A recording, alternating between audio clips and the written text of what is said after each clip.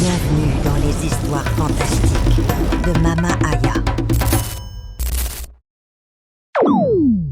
Martin se considérait comme un homme sérieux. À 32 ans, il avait un bon travail, une situation stable et surtout, il cherchait à construire quelque chose de solide. Pas de jeu, pas de temps à perdre, pas de relations éphémères qui ne mènent nulle part. Quand il rencontrait une femme, il voulait savoir rapidement si elle était la bonne. Il n'avait plus l'âge de perdre son temps dans des histoires sans lendemain. Ses amis se moquaient mais souvent de lui. Ils trouvaient qu'il prenait la vie trop au sérieux, qu'il devrait profiter un peu plus, s'amuser davantage. Mais Martin ne voyait pas les choses comme ça. Pour lui, chaque année qui passait était une année de moins pour construire une famille. Il voulait être père avant 40 ans. Il voulait voir ses enfants grandir. Il voulait une vraie compagne, pas juste une aventure. C'est comme ça qu'il a rencontré Josiane. Une femme douce, posée, élégante. Le genre de femme qui inspire confiance dès le premier regard. Elle travaillait dans une banque, avait une éducation solide et surtout, elle partageait la même vision de la vie que Martin. Elle aussi cherchait la stabilité. Elle aussi voulait construire quelque chose de durable. Dès les premiers jours, Martin a senti que c'était différent. Pas de complications, pas de drame, pas de jeu de séduction épuisant. Juste une connexion naturelle, évidente. Ils parlaient là pendant des heures, de tout. De leurs rêves, de leurs peurs, de leurs attentes. Josiane était exactement ce que Martin cherchait. 3 mois seulement. 3 mois et déjà, Martin parlait de mariage.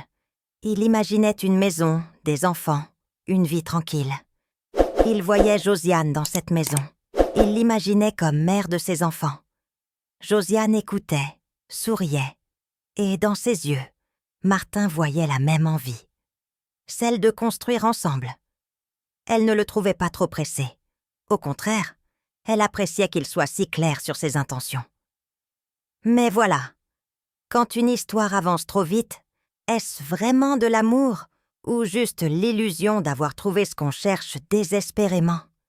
Est-ce qu'on aime vraiment la personne ou juste l'idée de ne plus être seul? Un samedi matin, Josiane a pris la main de Martin. Ils étaient assis sur le canapé, en train de regarder un film. Elle a mis le film sur pause et s'est tournée vers lui. « Martin, j'aimerais te présenter à ma famille. » Martin a senti son cœur se serrer. Pas de peur, mais d'excitation. Pour lui, rencontrer la famille, c'était un signe que Josiane était sérieuse, qu'elle voulait vraiment avancer avec lui. C'était une étape importante, capitale même. « Quand ?» a-t-il demandé, essayant de cacher son enthousiasme. « Ce week-end, si tu es prêt. » Martin était plus que prêt. Il voulait montrer qu'il était l'homme qu'il fallait pour Josiane. Un homme responsable, respectueux, digne de confiance. Le genre d'homme que les parents approuvent sans hésitation. Toute la semaine, Martin s'est préparé. Il a acheté des cadeaux pour la famille, des fruits, des gâteaux, une bouteille de vin. Il voulait faire bonne impression. Il s'est même fait couper les cheveux, a acheté une chemise neuve. Rien n'était laissé au hasard.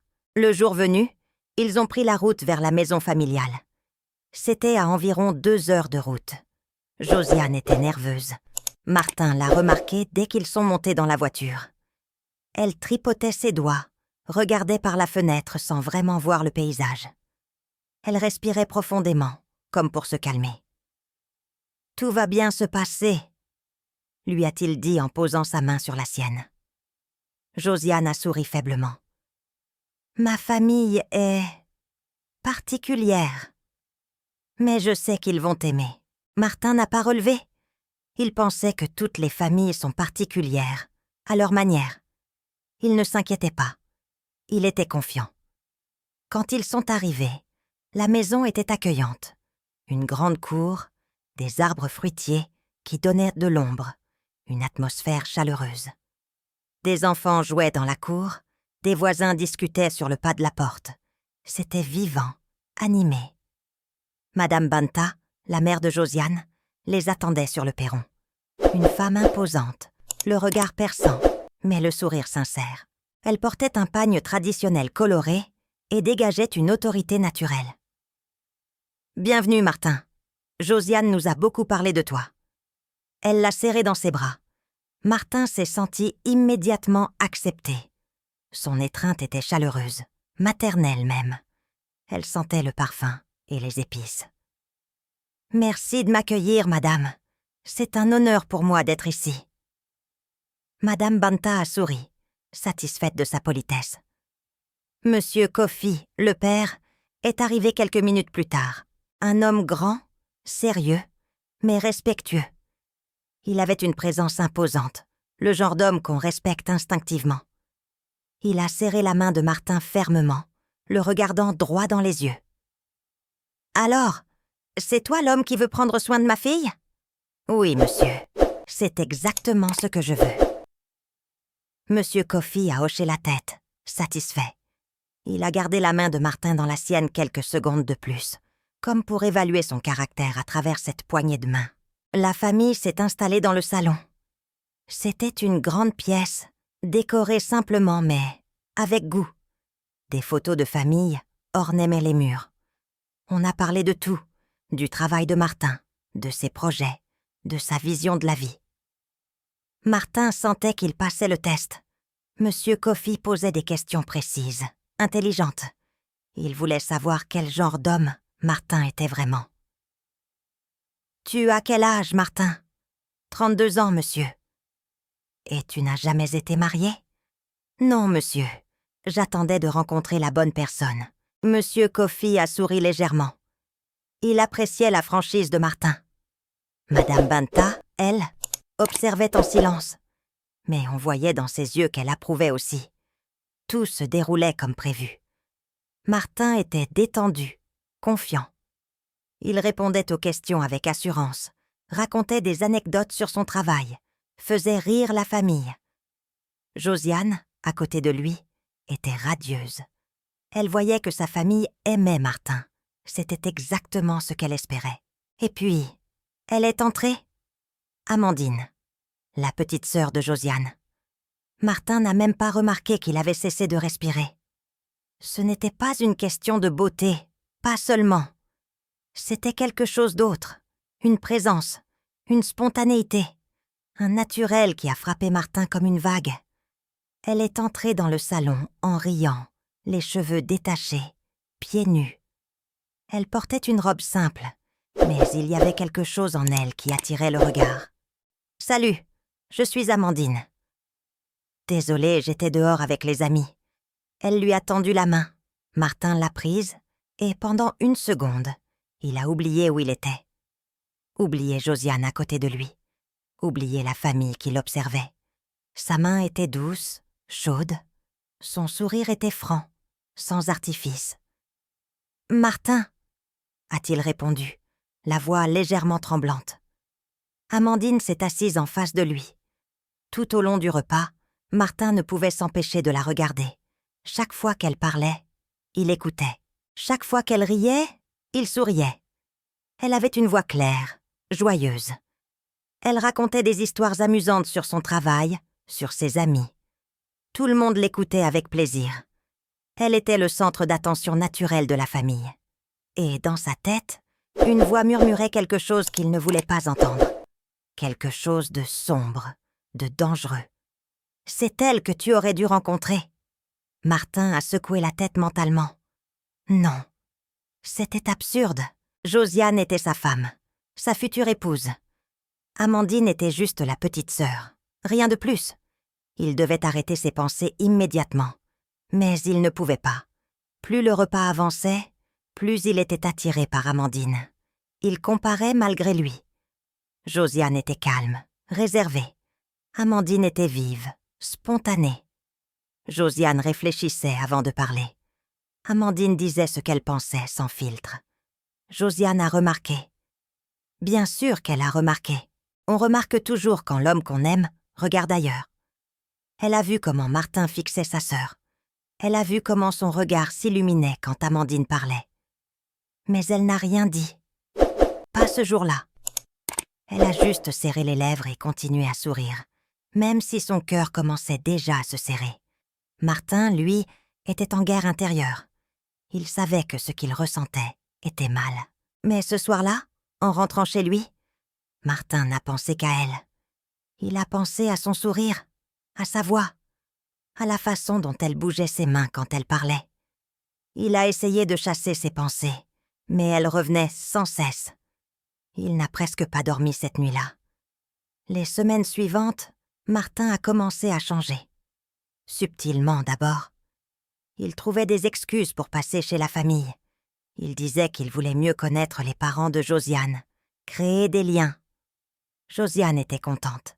Elle pensait que c'était une bonne chose. Mais Martin avait d'autres motivations. Il demandait des nouvelles d'Amandine. Est-ce qu'elle était là? Est-ce qu'elle allait venir? Il cherchait des occasions de la voir, de lui parler. Parfois, il proposait à Josiane de passer le week-end chez sa famille, alors qu'avant, il préférait qu'ils restent seuls tous les deux.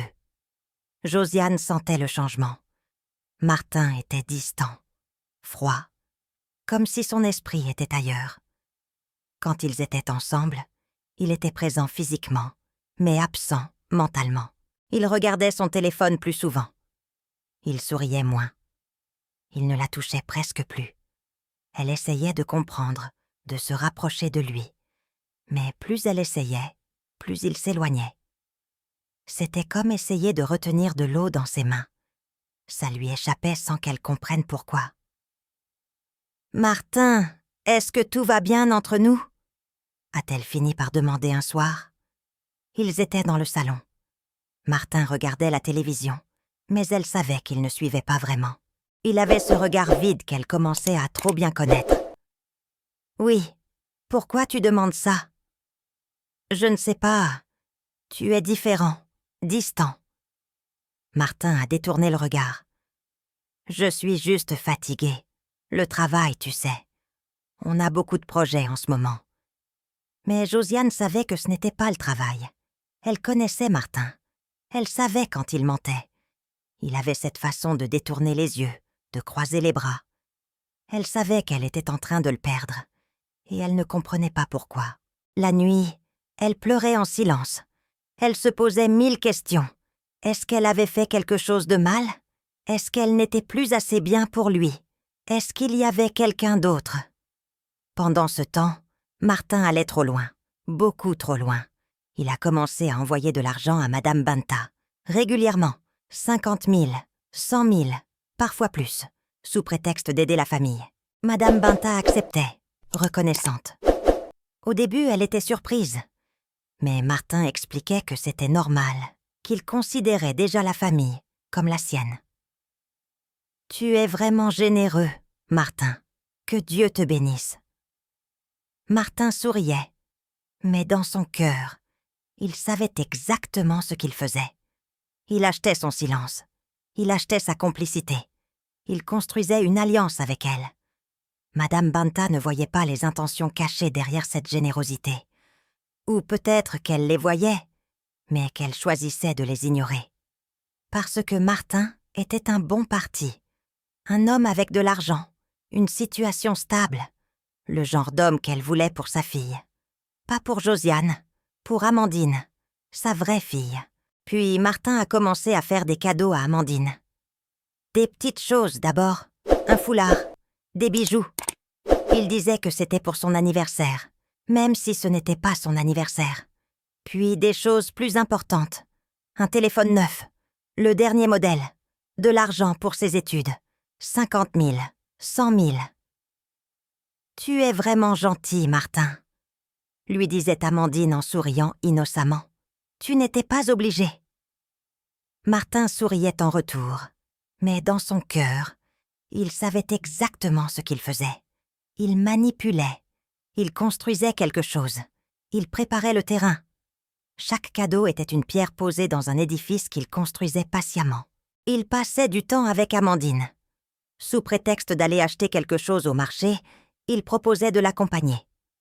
Sous prétexte de discuter avec la famille, il s'arrangeait pour être seul avec elle.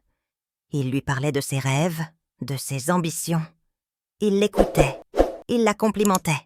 « Tu es vraiment brillante, Amandine. Tu devrais faire de grandes choses dans la vie. » Amandine rougissait. Personne ne lui parlait comme ça. Martin la faisait se sentir spéciale, importante. Elle commençait à attendre ses visites, à se préparer quand elle savait qu'il allait venir. Et Madame Binta? Elle voyait tout, elle comprenait. Elle voyait comment Martin regardait Amandine. Elle voyait les cadeaux, l'argent. Et au lieu de protéger Josiane, elle a encouragé Martin. Parce qu'Amandine était sa fille biologique, sa vraie fille, celle qu'elle avait portée dans son ventre, celle qu'elle avait allaitée. Et pour elle, Amandine méritait le meilleur. Josiane n'était que la fille du premier mariage de son mari. Une enfant qu'elle avait élevée par obligation, pas par amour. Elle s'en était occupée, certes, mais sans jamais ressentir ce lien maternel profond qu'elle avait avec Amandine. Josiane, elle, continuait à souffrir en silence. Elle voyait Martin s'éloigner. Elle le voyait changer. Elle sentait qu'il lui échappait. Mais elle ne pouvait pas imaginer l'ampleur de la trahison. Elle pensait peut-être qu'il était stressé par le travail ou qu'il avait des problèmes personnels. Jamais elle n'aurait imaginé que l'homme qu'elle aimait était en train de lui voler sa propre sœur. Un soir, elle a éclaté en sanglots. Elle était seule dans sa chambre. Martin était encore une fois parti chez sa famille. Il disait qu'il voulait discuter de quelque chose avec son père. Mais Josiane savait que c'était un mensonge. « Qu'est-ce que j'ai fait de mal ?» a-t-elle murmuré, le visage enfoui dans l'oreiller. « Pourquoi il ne m'aime plus ?» Elle se remettait en question. Elle pensait qu'elle n'était pas assez belle, pas assez intéressante, pas assez drôle, pas assez bien. Elle ne savait pas que le problème, ce n'était pas elle, c'était Martin. Et c'était Amandine. Et c'était Madame Binta qui orchestrait tout ça en silence. Elle a commencé à perdre du poids, à négliger son apparence, à passer ses nuits éveillées, à se demander ce qu'elle faisait de mal.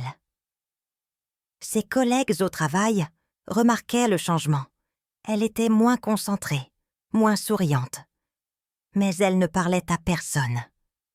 Comment expliquer qu'on sent qu'on perd l'homme qu'on aime sans savoir pourquoi?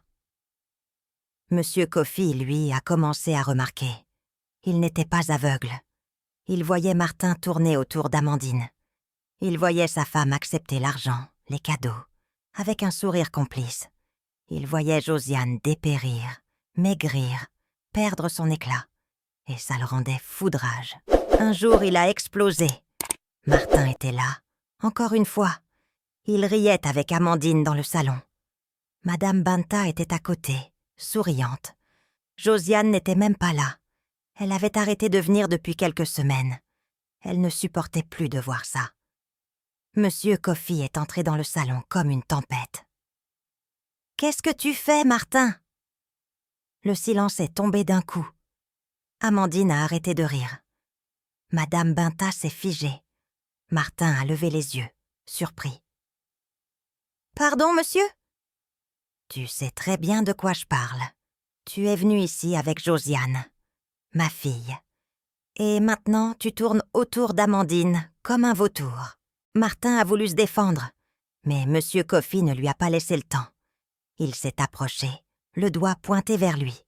« Tu crois que je ne vois pas ce que tu fais? Tu crois que je suis aveugle?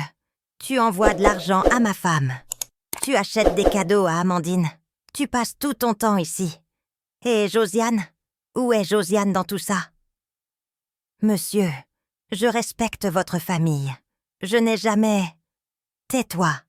Tu as trahi la confiance que j'ai mise en toi. Tu as humilié Josiane. Dans sa propre famille.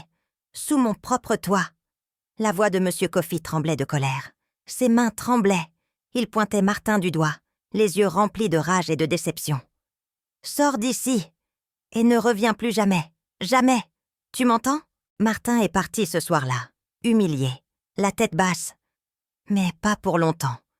Parce que Madame Binta, elle, avait d'autres plans. Elle savait que son mari allait se calmer. Elle savait qu'elle pouvait le convaincre. Après tout, elle l'avait toujours fait. Elle a appelé Martin quelques jours plus tard. Tard le soir, quand son mari dormait. « Ne t'inquiète pas pour mon mari. Il va se calmer. Tu connais les hommes. Ils s'énervent vite, mais ils oublient vite aussi. Continue à venir. Amandine t'apprécie beaucoup. Elle me l'a dit. » Martin a souri. Il savait qu'il avait une alliée, une complice. Madame Binta voulait la même chose que lui. Elle voulait qu'il épouse Amandine. Et elle allait tout faire pour que ça arrive. Les tensions dans la maison sont devenues insupportables. Monsieur Coffey et Madame Binta se disputaient constamment. La nuit, leur voix résonnait dans toute la maison. Les voisins entendaient. Josiane pleurait tous les soirs, enfermée dans sa chambre. Amandine, elle, semblait ne rien comprendre, ou peut-être qu'elle faisait semblant. Elle continuait à sourire, à rire, à vivre comme si de rien n'était. Monsieur Coffey est allé voir Josiane un soir. Il a frappé à sa porte. Elle était couchée, les yeux rouges. « Josiane, ma fille, je suis désolée. » Josiane s'est redressée. « Papa ? Je sais ce qui se passe. Je vois tout. Cet homme ne te mérite pas. Il est faible. Il est malhonnête. Je vais régler ça. Je te le promets. » Josiane a pleuré dans les bras de son père. C'était la première fois depuis des semaines qu'elle se sentait protégée. Son père la comprenait. Son père était de son côté. Mais Madame Binta, elle, ne lâchait rien. Elle continuait à recevoir Martin, en cachette, quand son mari n'était pas là. Elle organisait des rencontres entre Martin et Amandine. Elle poussait sa fille dans les bras de cet homme, parce qu'elle voulait qu'Amandine ait une belle vie, une vie confortable, avec un homme qui avait de l'argent. Et puis, un matin, tout a basculé. Monsieur Coffey est mort subitement, sans avertissement. Un matin, il s'est levé comme d'habitude. Il a pris son café. Il a dit bonjour à Madame Binta. Puis il s'est dirigé vers la porte. Et il s'est effondré, comme ça, d'un coup. Madame Binta a crié. Les voisins sont accourus. On a appelé une ambulance, mais c'était déjà trop tard. Monsieur Coffey était mort avant même d'arriver à l'hôpital. La famille était sous le choc. Personne ne comprenait. Comment un homme aussi fort, aussi en bonne santé, pouvait-il mourir comme ça? Il n'avait que 55 ans. Il ne fumait pas, ne buvait pas. Il faisait attention à sa santé. Josiane était anéantie. Son père était la seule personne qui la comprenait, la seule personne qui la protégeait. Et maintenant, il était parti. Elle se sentait complètement seule. Les funérailles ont été rapides, silencieuses. Tout le monde pleurait, mais il y avait quelque chose d'étrange dans l'air. Une tension, un malaise. Les gens chuchotaient. Ils se posaient des questions. Certains parlaient de sorcellerie, d'autres parlèrent de poison. Mais personne n'osait accuser ouvertement. Madame Binta pleurait, mais ses larmes semblaient fausses. Josiane l'observait et se demandait si sa belle-mère ressentait vraiment quelque chose. Amandine pleurait aussi, mais c'était différent. Elle avait perdu son père. Elle était sincèrement triste. Et puis, après les funérailles, Madame Binta a réuni la famille. C'était le soir, dans le salon. Toute la famille élargie était là. Les oncles, les tantes, les cousins. Madame Binta s'est levée. « J'ai quelque chose à vous dire. Quelque chose que vous devez tous savoir. » Josiane s'est redressée, intriguée. Son cœur battait vite. Elle sentait que quelque chose de grave allait être dit. « Josiane, tu n'es pas ma fille. » Le silence. Un silence total, comme si le monde s'était arrêté de tourner. Josiane a cligné des yeux, incapable de comprendre. Elle a regardé autour d'elle. Tout le monde la fixait. « Quoi ? Tu es la fille du premier mariage de ton père. Ta vraie mère est décédée. Quand je suis arrivée dans cette maison, tu avais déjà 3 ans. Tu étais déjà là. Je t'ai élevée, je me suis occupée de toi. Mais tu n'es pas mon sang. Amandine, elle, c'est ma fille. Ma vraie fille. » Josiane sentait le sol se dérober sous ses pieds. Tout ce qu'elle croyait savoir sur elle-même venait de s'effondrer. Elle n'était pas la fille de Madame Binta. Elle était juste... Quoi? Une enfant adoptée? Une étrangère dans sa propre famille? Pourquoi tu me dis ça maintenant? Pourquoi tu attends que papa soit mort pour me dire ça? Madame Binta n'a pas répondu. Elle s'est levée et a quitté la pièce, laissant Josiane seule avec ses questions, seule avec sa douleur. Les oncles et les tantes ont essayé de la consoler, mais Josiane ne les entendait pas. Elle était en état de choc. Tout avait un sens maintenant. Le comportement de Madame Binta, sa préférence pour Amandine, sa froideur envers elle, tout. Josiane était doublement rejetée, par l'amour et par le sang. Elle comprend maintenant pourquoi Madame Binta était toujours méchante avec elle. Chers amis, si cette histoire te touche et que tu veux connaître la suite, abonne-toi dès maintenant. Tu ne veux pas rater ce qui va se passer ensuite. Quelques mois plus tard, Martin et Amandine se sont mariés. Pas de grande cérémonie, pas de fête grandiose, juste une célébration rapide, discrète, une petite salle, quelques invités. Madame Binta était aux anges. Elle avait réussi. Elle avait réussi à marier sa fille à un homme stable, généreux, qui avait de l'argent. C'était tout ce qu'elle voulait. Josiane n'était pas invitée. Personne ne lui a même dit que le mariage avait lieu. Elle a appris la nouvelle par une connaissance qui avait vu des photos sur les réseaux sociaux. Une photo de Martin et Amandine, souriant, enlacés, avec Madame Binta entre eux. Ce jour-là, Josiane a pleuré. Pleuré comme jamais elle n'avait pleuré.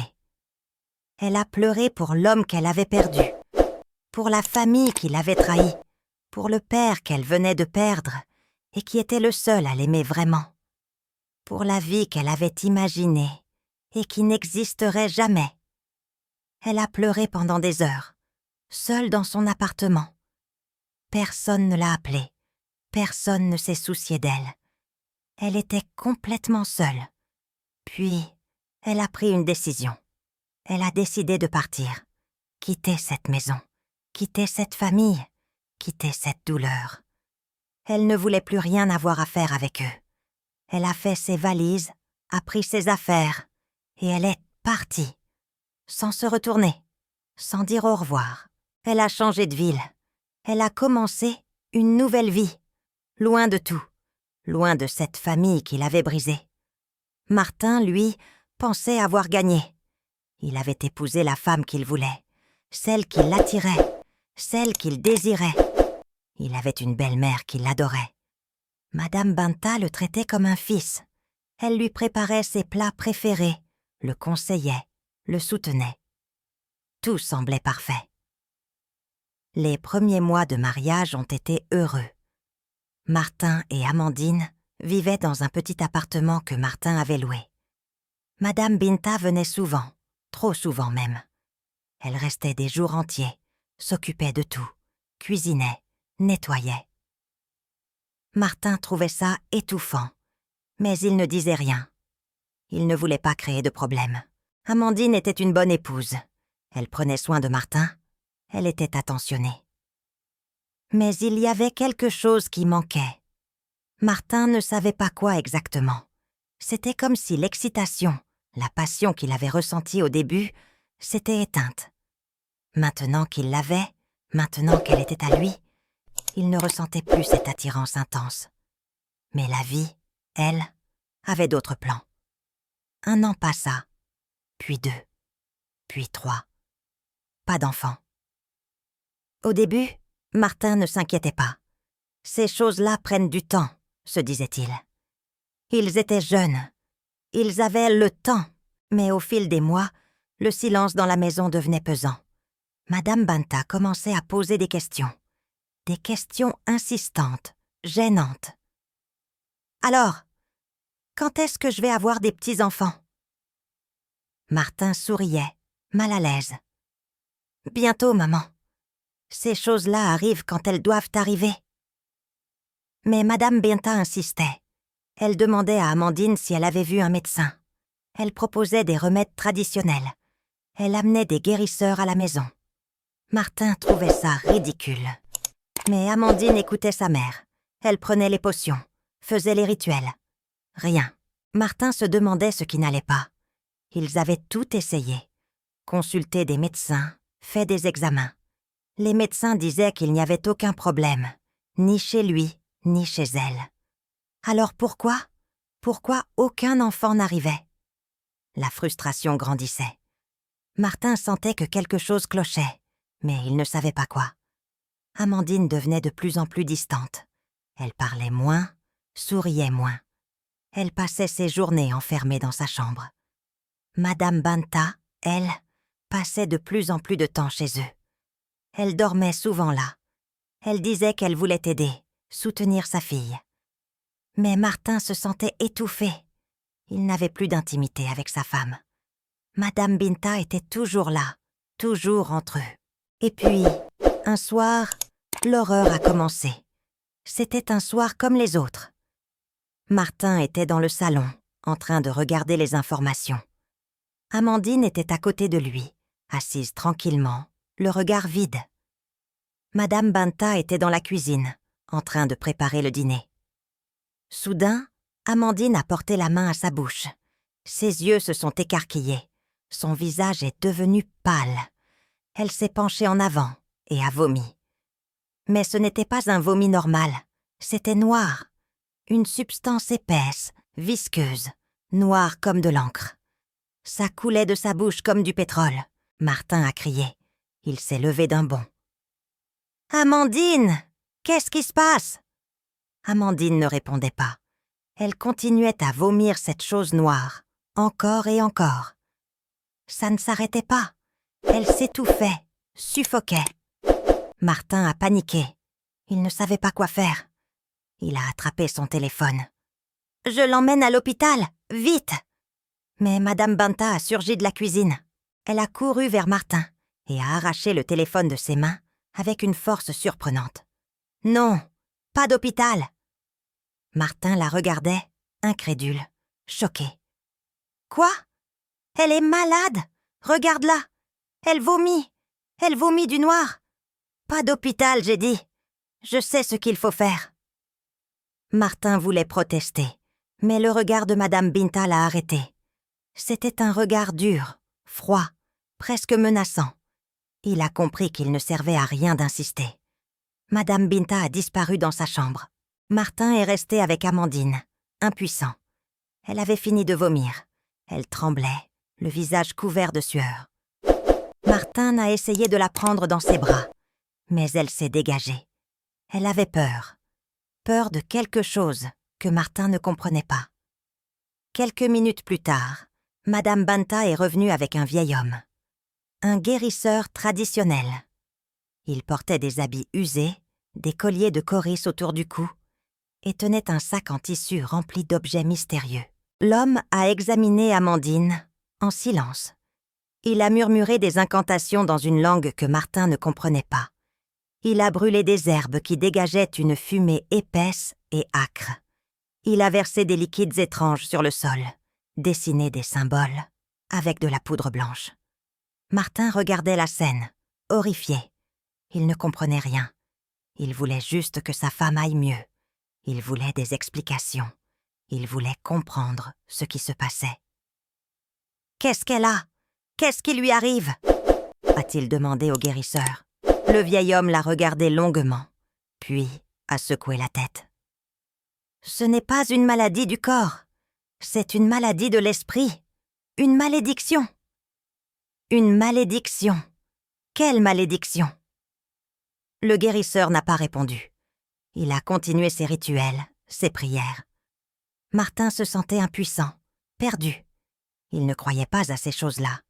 Il était un homme moderne, éduqué. Mais là, devant lui, sa femme vomissait du noir. Comment expliquer ça? Mais Amandine n'allait pas mieux.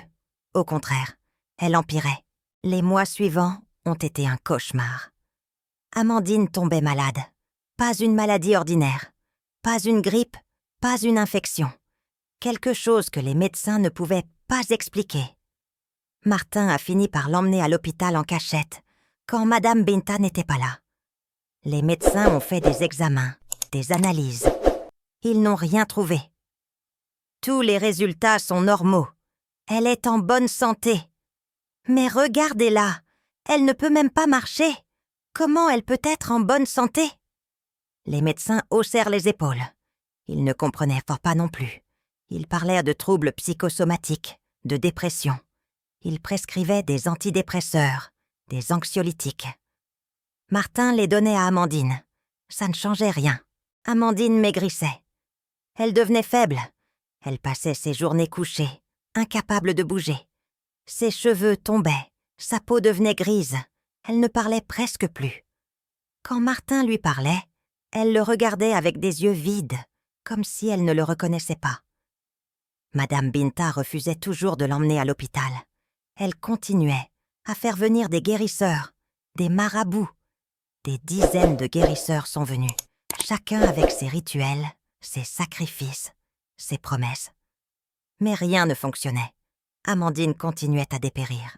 Martin voyait son argent partir. Chaque guérisseur demandait des sommes importantes.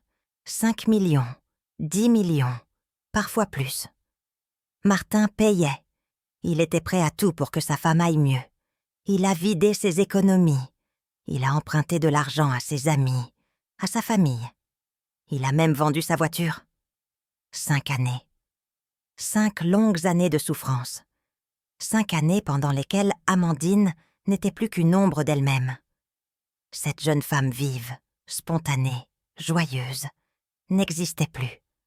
À sa place, il y avait une coquille vide. Un corps sans âme. Martin, lui, était prisonnier. Prisonnier de cette maison, de cette maladie, de cette belle-mère qui contrôlait tout. Il ne sortait presque plus. Il avait abandonné ses amis, ses loisirs. Il passait ses journées à s'occuper d'Amandine, à chercher des solutions, à payer des guérisseurs. Il avait perdu son travail. Son employeur s'était lassé de ses absences répétées. Martin n'avait plus de revenus stables. Il faisait des petits boulots ici et là, mais ça ne suffisait pas. Il survivait grâce à Madame Binta qui, bizarrement, semblait toujours avoir de l'argent. Madame Binta était devenue la garde-malade permanente d'Amandine. Elle ne quittait jamais sa fille. Elle dormait à côté d'elle. Elle la nourrissait. Elle la lavait. Elle lui parlait pendant des heures, des mots que Martin ne comprenait pas. Et Martin regardait tout ça, impuissant. Il se demandait comment il en était arrivé là, comment sa vie avait pu basculer à ce point. Il avait voulu Amandine. Il l'avait eue. Mais à quel prix? Il pensait souvent à Josiane. Qu'était-elle devenue? Où était-elle? Était-elle heureuse? Il se souvenait de ses sourires, de sa douceur, de sa gentillesse. Il se souvenait de la vie qu'ils avaient commencé à construire ensemble. Et il réalisait qu'il avait tout détruit. Pourquoi? Pour une attirance passagère, pour une faiblesse qu'il aurait pu contrôler. Un après-midi, quelqu'un a frappé à la porte. Martin a ouvert, fatigué, les yeux cernés. Il ne dormait presque plus. Les nuits étaient les pires. Amandine criait dans son sommeil. Elle avait des cauchemars terribles. Martin devait rester éveillé pour la surveiller. Et son cœur s'est arrêté. Josiane, elle était là, debout devant lui. Mais elle n'était plus la même. Elle n'était plus cette femme brisée qu'il avait laissée. Elle avait changé. Elle portait des vêtements élégants. Elle était coiffée, maquillée. Elle rayonnait. Elle portait une alliance à son doigt. À côté d'elle, un homme. Un homme grand, souriant, respectueux. Il tenait la main de Josiane avec tendresse. Et derrière eux, 2 enfants. Un garçon d'environ 6 ans et une fille de 4 ans, qui riaient et jouaient ensemble. Martin a senti sa gorge se serrer. Il ne savait pas quoi dire. Il restait là, figé, à la regarder. « Bonjour, Martin », a dit Josiane calmement. Sa voix était posée, assurée. « Josiane, je ne suis pas venue pour toi. Je suis venue voir Amandine. C'est ma sœur, celle qui m'a élevée quand j'étais petite. J'ai appris qu'elle était malade. Gravement malade. Je voulais la voir. » Martin ne savait pas quoi dire.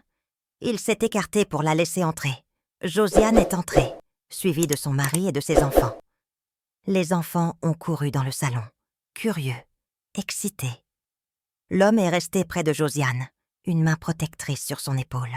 Josiane est allée directement dans la chambre d'Amandine. La chambre était sombre, les rideaux tirés. Ça sentait les médicaments et la maladie.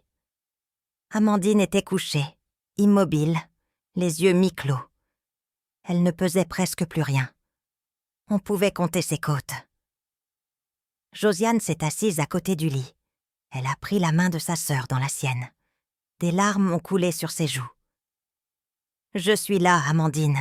Je suis là. » Amandine a tourné lentement la tête. Elle a regardé Josiane et pendant une seconde, il y a eu une lueur de reconnaissance dans ses yeux. Une larme a coulé sur sa joue. « Josiane !» a-t-elle murmuré d'une voix faible. « Oui, c'est moi.